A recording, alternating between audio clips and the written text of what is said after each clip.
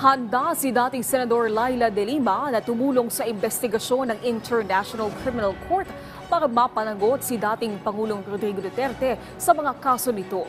Ito ang naging pahayag ni De Lima kasunod ng tuluyan niyang pagkaabsuelto sa natitira pa niyang drug case.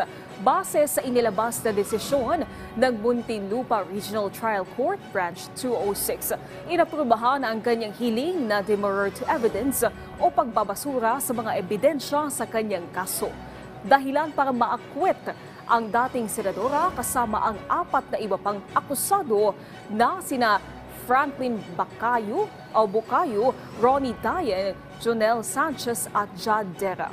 Pinag-aaralan na rin ng kampo ng dating senadora ang mga kaso na posible nilang isampa laban sa dating Pangulo.